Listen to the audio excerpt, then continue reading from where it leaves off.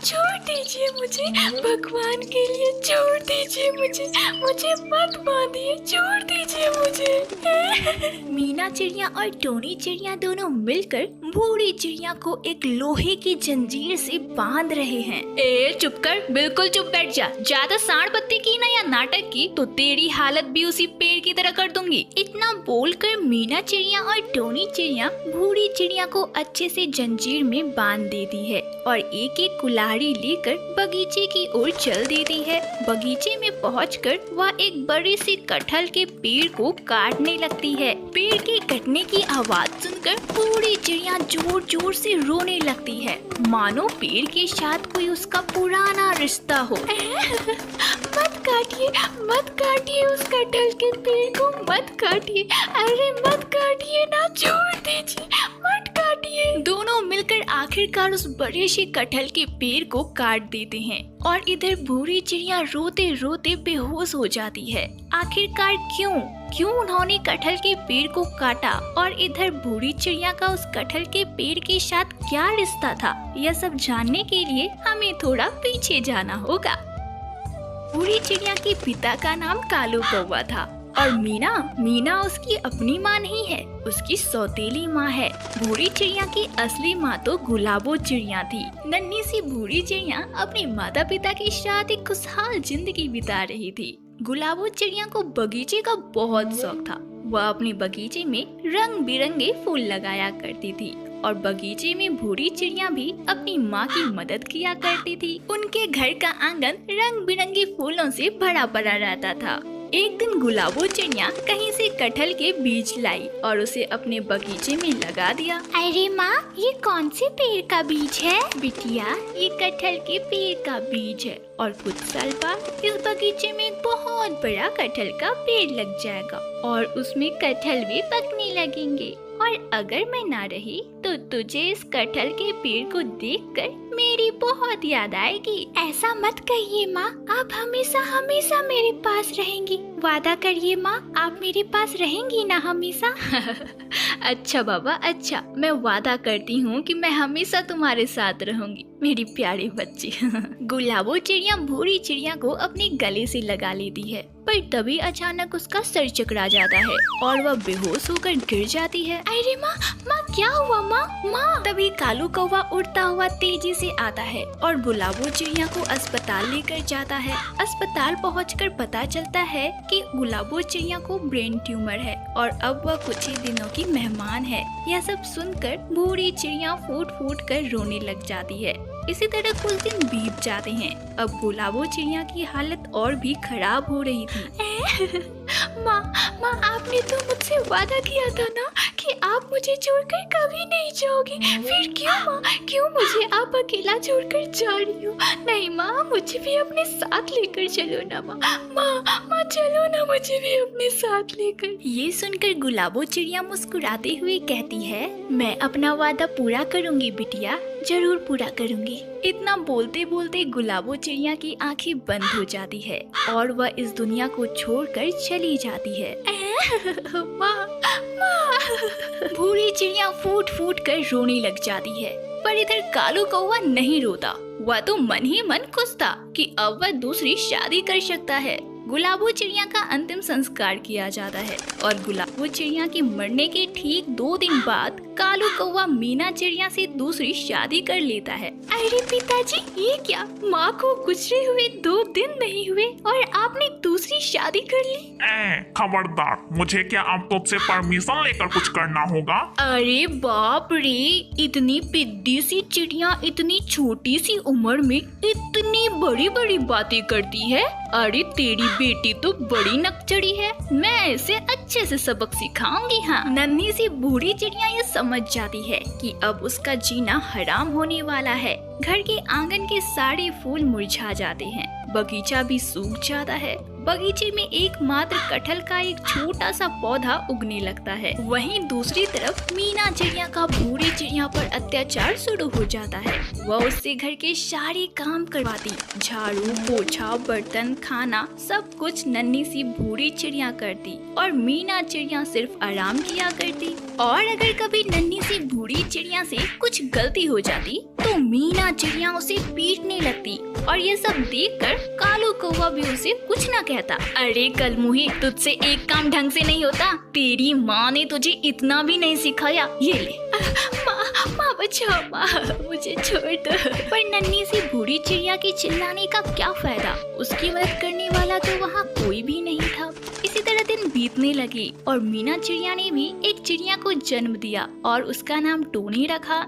इसी तरह कुछ दिन बीत गए और एक दिन किसी बीमारी की वजह से कालू कौवे की भी मौत हो गई। अब तो बूढ़ी चिड़िया का जीना और भी मुश्किल हो गया। इसी तरह बहुत साल बीत गए। अब बूढ़ी चिड़िया और टोनी चिड़िया दोनों ही बड़ी हो गई थी। बूढ़ी चिड़िया जहाँ बदसूरत दिखती थी तो वहीं टोनी चिड़िया बहुत ही सुंदर थी। बूढ़ी चिड़िया के बदसूरत होने की वजह से दोनों माँ बेटी उसका बहुत मजाक उड़ाया करती थी।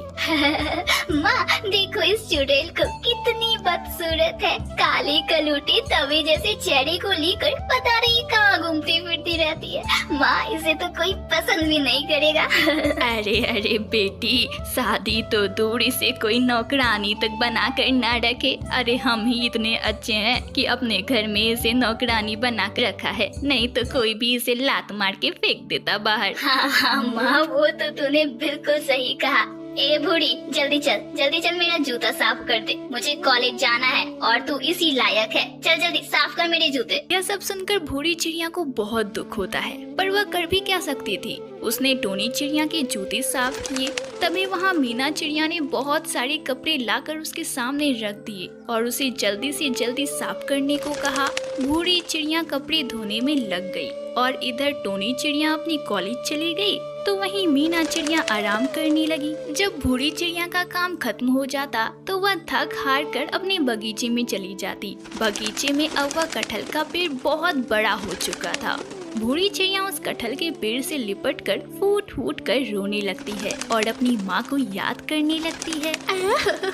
माँ आप मुझे छोड़कर क्यों चली गई? माँ अगर आप मेरे पास रहती तो मुझे यह दिन नहीं देखना पड़ता। माँ तभी अचानक से बूढ़ी चिड़िया की माँ यानी गुलाबो चिड़िया की आवाज सुनाई देती है। बेटी, मेरी प्यारी बिटिया, मैं तो यहीं पर हूँ बिटिया। आवाज सुनकर बूढ़ी चिड़िया चौंक जाती है और इधर उधर देखने लगती है, पर तभी अचानक से फिर वह आवाज सुनाई देती है। अरे बूढ़ी बिटिया, इधर उधर मत देख, मैं तो इसी पेड़ में हूँ, कटहल के पेड़ में। मैंने तुझसे वादा किया था ना कि मैं तुझे छोड़कर कभी नहीं जाऊंगी, और देख मैं इस कटहल के पेड़ में ही समा गई हूँ। और मुझे पता है बिटिया कि तेरे साथ क्या हो रहा है। मैं इतने दिन से सब कुछ देख रही थी बेटा। यह सब सुनकर बूढ़ी चिड़िया कटहल के पेड़ से चिपक जाती है। माँ कहाँ हो माँ, मेरी माँ। अरे बेटी तू चिंता मत कर, आज से तेरा सारा काम मैं कर दूंगी। जाकर देख, तेरा सारा काम खत्म हो चुका है। बूढ़ी चिड़िया जब जाकर देखती है तो सारे बर्तन धुल चुके थे, कपड़े भी साफ हो गए थे। बूढ़ी चिड़िया मीना चिड़िया के पास जाती है और उससे कहती है कि सारा काम हो गया है। अरे ऐसे कैसे, सारा काम इतना जल्दी हो गया? ठीक है, जाके खाना बना ले। बूढ़ी चिड़िया जब रसोई घर में खाना बनाने जाती है तो देखती है कि रसोई घर में पहले से ही खाना बनकर तैयार है। इसी तरह बूढ़ी चिड़िया का सारा काम मिनटों में ही खत्म हो जाता है। इसी तरह कुछ दिन बीत जाते हैं। एक दिन टोनी चिड़िया को देखने के लिए एक बहुत अमीर कबूतर आता है और टोनी चिड़िया को पसंद करके शादी की बात पक्की करके वहाँ से चला जाता है। अपनी शादी एक अमीर कबूतर के साथ होते देख टोनी चिड़िया खुशी से हवा में उड़ रही थी। माँ बंटी के साथ मेरी शादी होगी। वाह माँ, बंटी के पास कितना पैसा है। वाह मैं कितनी लकी हूँ माँ, एक अमीर घर में जाऊंगी माँ, मैं अमीर हो जाऊंगी। हाँ बेटी, मेरा सपना भी आज पूरा हो गया कि तेरी शादी एक अमीर घर में हो जाएगी। हाँ तभी वहाँ बूढ़ी चिड़िया आ जाती है। मीना चिड़िया उससे खाना बना के लाने को कहती है। बूढ़ी चिड़िया तुरंत रसोई घर में जाती है और खाना लाकर टेबल पर रखकर वहाँ से चली जाती है। अरे बेटा टोनी, कुछ दिन से देख रही हूँ यह कलमुही बूढ़ी चिड़िया घर के सारे काम बड़े ही जल्दी कर लेती है। जरा देख तो, पता लगा तो क्या मांझ रहा है आखिर। टूनी चिड़िया भूरी चिड़िया का पीछा करती है तो देखती है कि भूरी चिड़िया कटहल के पेड़ से बातें कर रही है और इधर सारा काम खुद ब खुद होते जा रहा है। यह सब देखकर टूनी चिड़िया अपनी माँ मीना चिड़िया को सारी बातें बता देती है।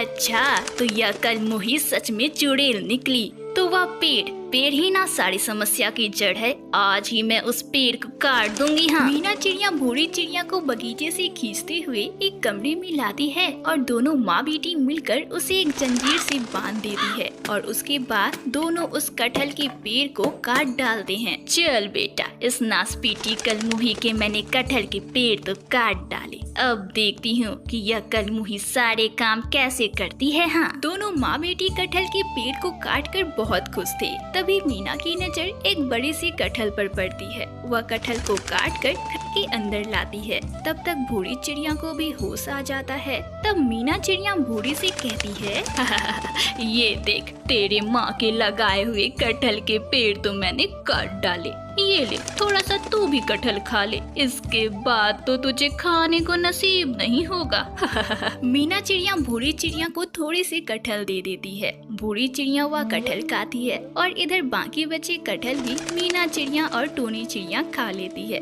तभी अचानक से तीनों के साथ कुछ अजीब हरकतें होने लगती है। तीनों के सर चकराने लगते हैं और वहाँ एक चमत्कार होता है। भूरी चिड़िया जहाँ बहुत सुंदर हो जाती है तो वहीं टोनी चिड़िया और मीना चिड़िया बदसूरत हो जाती है। अरे अरे, ये क्या हो गया?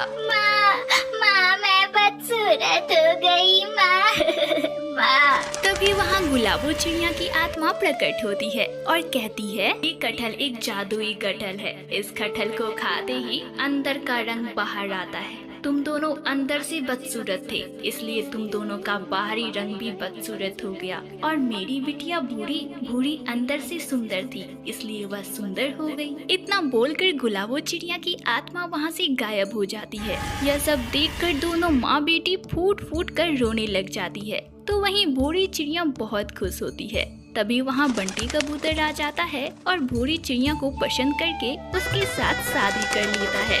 भूरी चिड़िया की शादी बंटी कबूतर के साथ बड़ी ही धूमधाम से हो जाती है और भूरी चिड़िया अपनी ससुराल में रानी की तरह खुशी खुशी रहने लगती है।